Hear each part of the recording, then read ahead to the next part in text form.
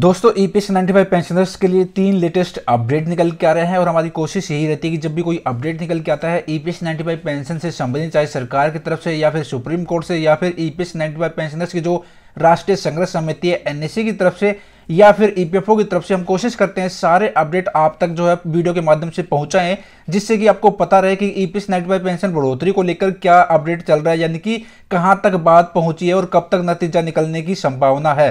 तो अगर आप भी ईपीएस 95 पेंशनर्स हैं, इस तरह के रेगुलर अपडेट पाना चाहते हैं, आप भी चाहते हैं कि आपको लगातार ईपीएस 95 पेंशन से संबंधित लगातार अपडेट मिलते रहे, लगातार जानकारी आपको मिलती रहे, तो इसके लिए आपको क्या करना है, अभी तक आपने चैनल को सब्सक्राइब नहीं किया तो चैनल को सब्सक्राइब जरूर कर लेना है और आगे भी हम इस तरह के रेगुलर अपडेट कोशिश करेंगे सबसे पहले आप तक पहुंचाने की। तो चैनल को सब्सक्राइब करेंगे तो उसके साथ साथ बेल आइकन भी आएगा, उसको प्रेस करके ऑल का जो ऑप्शन है उसको जरूर सेलेक्ट कर लेना। तो चलिए जान लेते हैं इन तीनों अपडेट के बारे में पूरी डिटेल से। दोस्तों पहला जो अपडेट निकल के आ रहा है ईपीएस 95 पेंशनर्स की जो राष्ट्रीय संघर्ष समिति है एनएससी यानी कि नेशनल एजुटेशन कमेटी की तरफ से यहाँ पे अपडेट, यहाँ पे जानकारी शेयर की गई है एनएससी की तरफ से। उनका जो फेसबुक पेज है वहां पर नेशनल एजुटेशन कमेटी ईपीएस 95 पेंशनरों के संबंध में एनएससी की मांगों का समर्थन करने के लिए सभी माननीय ट्रेड यूनियन के माननीय नेताओं से appeal.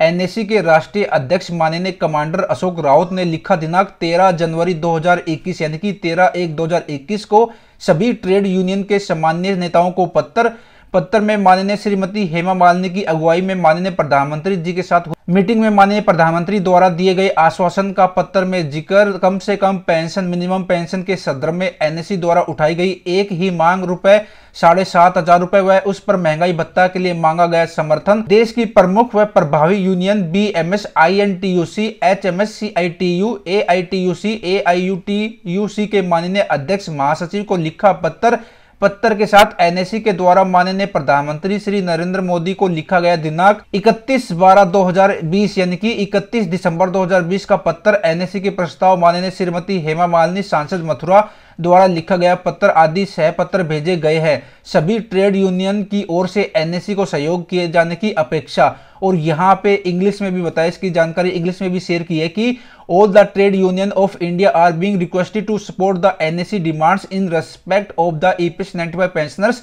Appeal to all the respected trade unions leaders. National President of NSC, the Honorable Commander Ashok Rawat, wrote a letter to all the honorable leaders of all trade union on 13 January 2021. In the letter, he mentioned about his meeting with the Honorable Prime Minister with the invitation of Honorable Mrs. Hema Malini ji. He also mentioned about the assure giving by the Honorable PM himself in the meeting held with the Prime Minister himself to fulfill the NSC's demands. Commander Ashok Rawat requested to all the trade union to support this demand raised by NSC in।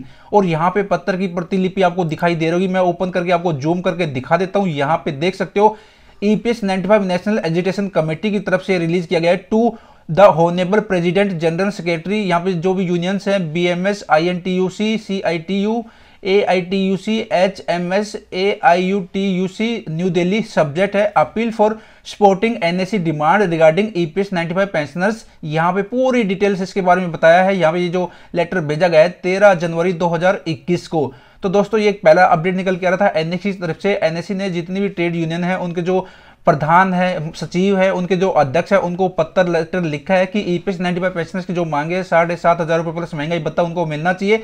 इसी के लिए उनसे जो है समर्थन मांगा है यहाँ पे। और यहाँ पे बताया कि 15 से 20 लाख जो है पेंशनर है जिनको हर महीने ₹200 भी पेंशन मिल रही है। ₹200 से लेकर ₹3,000 तक पेंशन मिल रही है। तो पहला अपडेट ये निकल के आ रहा था। इसके बारे में आपकी क्या राय है कमेंट बॉक्स में कमेंट करके जरूर बताना। चलिए जान लेते हैं दूसरे अपडेट के बारे में। दोस्तों दूसरा जो अपडेट निकल के आ रहा है ये छत्तीसगढ़ से आ रहा है। यहाँ पे मोहन मंडानी जी, संसद सदस्य कोकेर लोकसभा छत्तीसगढ़, उन्होंने जो है एक पत्र प्रतिलिपि भेजी है और ये 8 जनवरी 2021 को। यहाँ पे देख सकते हो प्रति किसको भेजी है, माननीय धर्मेंद्र प्रधान जी, मंत्री पेट्रोलियम व इस्पात, भारत सरकार, नई दिल्ली।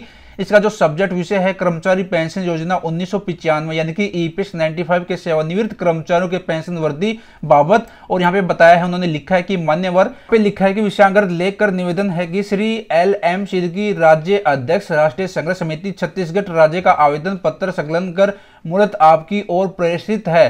मेरे संसदीय क्षेत्र से ईपीएस 95 राष्ट्रीय संघर्ष समिति छत्तीसगढ़ के शिष्टमंडल में प्राप्त जानकारी अनुसार ईपीएस 95 पेंशनर्स को अत्यंत अल्प पेंशन मिलता है और न्यूनतम पेंशन मात्र 1,000 रुपये प्रति माह है। इन पेंशनर्स की आर्थिक स्थिति अत्यंत दयनीय है। पूरे देश में इनकी संख्या वर्तमान में 65 लाख और छत्तीसगढ़ में लगभग 88,000 है। इन्होंने समय समय पर विभिन्न ज्ञापनों के माध्यम से विभिन्न संबंधित मंत्रालयों और अधिकारियों को भी इस संबंध में अवगत कराया है। मैं आग्रह करता हूं कि इनकी वृद्धावस्था को दृष्टि में रखकर उनके न्यूनतम पेंशन को कम से कम 7,500 रुपये प्रति माह महंगाई सूचकांक के आधार पर पेंशन वृद्धि पर सहानुभूति पूर्वक विचार करेंगे, ताकि ये वृद्ध पेंशनर्स अपने जीवन के अंतिम दिनों को समाज में सम्मानपूर्वक व्यतीत कर सके। सादर संलग्न अन्य प्रासंगिक दस्तावेज और यहाँ पे प्रतिलिपि भेजी गई। श्री सुमित देव, मैनेजर डायरेक्टर MSDC लिमिटेड, खनिज भवन, हैदराबाद, तेलंगाना को आवश्यक कार्रवाई हेतु। नंबर 2 पे श्री PR वट्टी, जिला अध्यक्ष, राष्ट्रीय संघर्ष समिति, जिला उप-प्रबंधक, कोकेर को सादर सूचनार्थ। और यहाँ पे ये जो भेजा है लेटर प्रतिलिपि मोहन मंडानी, सांसद, लोकसभा कांकेर, छत्तीसगढ़ से। यहाँ पे देख सकते हो, यहाँ पे ये दूसरी जो अपडेट निकल के आ रहा है छत्तीसगढ़ से ईपीएस 95 पेंशन बढ़ोतरी को लेकर 7,500 रुपये प्लस महंगाई भत्ता।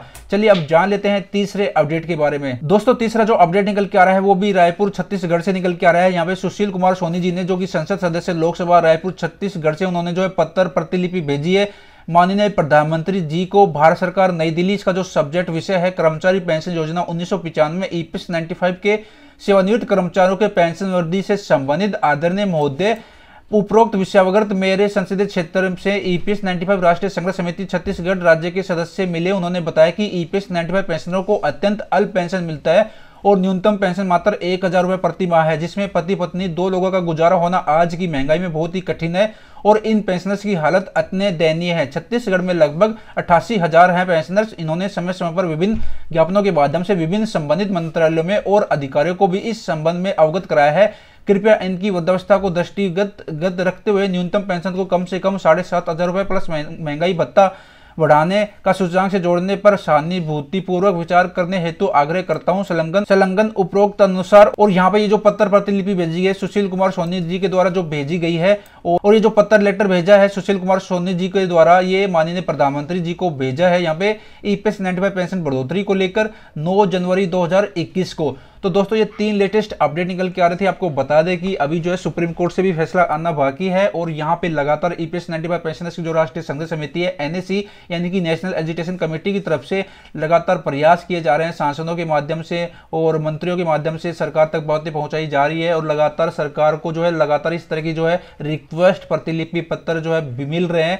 अब देखने वाली बात ये होगी कि सरकार जो है कब इस पर निर्णय लेता है। बाकी ये डिपेंड करता है कि सुप्रीम कोर्ट इस पर क्या डिसीजन लेता है, उसके बाद ही हो सकता है कुछ फैसला हो। बाकी जो भी कोई अपडेट आएगा आपके साथ वीडियो के माध्यम से शेयर करेंगे, जिससे कि आप अप टू डेट रहे। दोस्तों ये तीनों अपडेट आपको कैसे लगे, आप कहां से ये वीडियो देख रहे हैं, कितनी आपको पेंशन हर महीने मिल रही है, आपके यहाँ पे लगभग कितने पेंशनर्स हैं, कमेंट बॉक्स में कमेंट करके अपनी राय, अपना जो है फीडबैक जरूर शेयर करना। और इस तरह के रेगुलर अपडेट पाना चाहते हैं, चैनल पर पहली बार वीडियो देख रहे हो तो चैनल को सब्सक्राइब करना बिल्कुल भी ना भूलें। चलिए मिलते हैं एक और नए अपडेट के साथ।